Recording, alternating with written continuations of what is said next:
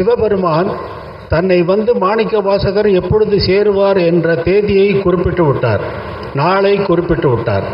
அந்த சந்தோஷத்தில் பூவார் சென்னி மன்னன் எம் புயங்க பெருமான் சிறியோமை ஓவாது உள்ளம் கலர்ந்து உணர்வாய் உருக்கும் வெள்ளக் கருணையினால் வா என்னப்பட்டீர், அன்பாய் ஆட்பட்டீர், வந்து ஒருபடி மின் போவோம் காலம் வந்தது கான், பொய்விட்டு உடையான் கடல் புகவே. பொய், இந்த உலகம் பொய், இந்த உடல் பொய், எல்லாத்தையும் விட்டு அவனுடைய கடல் புகழற்கே சேருவோம் என்ற அந்த சந்தோஷத்திலே பாடியது. எல்லோரையும் ஆண்டு புகவே வேண்டாம் புலன்களின் நீர் புயங்க பெருமான் பூங்கலில் சேர்கள்.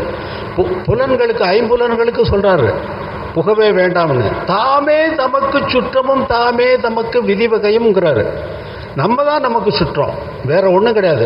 எனக்கு அது வேண்டாம், இந்த காரம் வேண்டாம், புளி வேண்டாம், அது வேண்டாம், இவன் ஏன் இங்கே வர்றான், அவனை பார்த்த உடனே மூஞ்சி சுடிக்கிறான். அவன் ஒன்றும் பண்ணலை, நம்ம தான் மூஞ்சி சுடிக்கிறோம், நமக்கு தான் உடம்பு கெடுது, நமக்கு தான் உடம்பு. அதை தாமே தமக்கு சுற்றமும், நம்ம தான் நமக்கு சுற்றம், தாமே தமக்கு விதி வகையும். விதிங்கிறது தனியா இல்லடா, நீயே விதிச்சுக்கிற.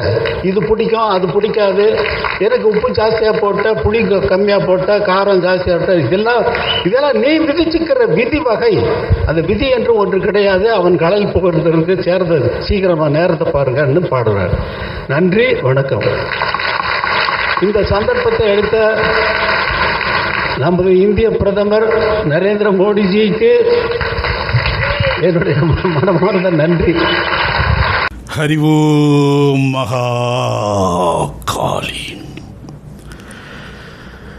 தஞ்சை பெரிய கோயிலை கட்டிய ராஜராஜ சோழனுடைய மகன் ராஜேந்திர சோழன் கட்டி எழுப்பிய கங்கை கொண்ட சோழபுரத்தினுடைய ஆலய நிகழ்வில் அதனுடைய 1000 ஆண்டு ஆயுளை போற்றுகிற வகையில் அதனுடைய பிரம்மாண்டத்தையும் அதனுடைய கம்பீரத்தையும் அதனுடைய கலா சிற்ப காட்சிகளையும் இந்த உலகம் கண்டு வியந்து பார்க்கும் வகையில் மாபெரும் ஒரு விழாவாக இன்றைக்கு நடந்திருக்கிறது.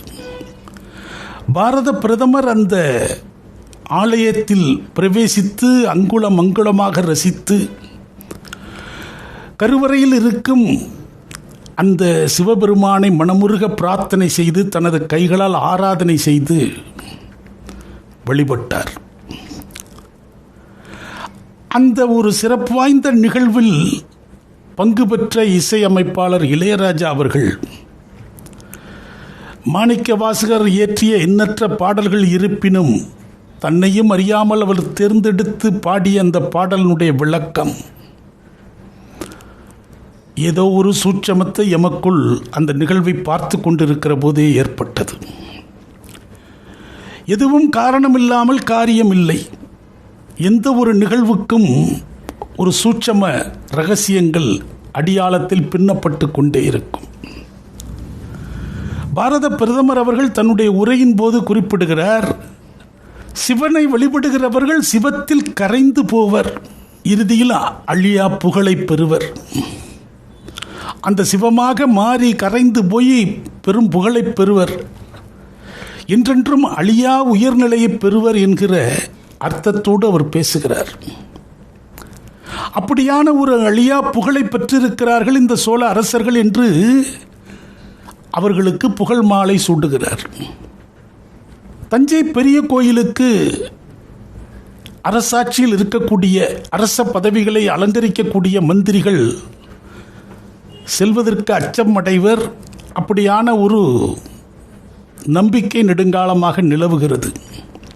அந்த நம்பிக்கையினுடைய தொடர்ச்சி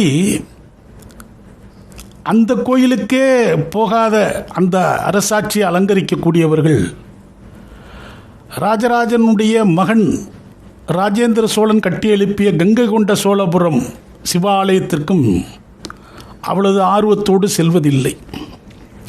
இப்படி ஒரு வரலாற்று சிறப்பு வாய்ந்த இந்த நிகழ்வில் மாநிலத்தினுடைய முதல்வர் எதிர்பாராமல் அவருடைய உடல்நிலை காரணமாக கலந்து கொள்ளும் பெரும் வாய்ப்பை இழந்திருக்கிறார். ஆனால் சில அரசியல் விமர்சகர்கள் அவர்கள் ஜோதிடம் சார்ந்த நம்பிக்கைகள் படி இயங்குகிறார்கள். அதனால் இந்த நட்சத்திரத்தின் போது அவர் மருத்துவமனைக்கு சென்றார். ஆடி மாதம் பூர நட்சத்திரம் தொடங்குவதற்கு முன்பாக மருத்துவமனை விட்டு வெளியே வருவார் என்றெல்லாம்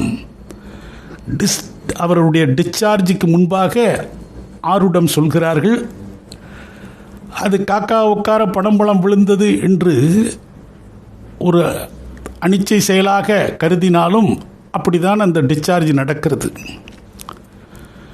இப்படி பிரதமர் வரக்கூடிய இந்த சிவாலய நிகழ்வில் கலந்து கொள்வது ஜாதகப்படி சரியான பலனை தராது என்று சொன்னார்களோ என்னவோ.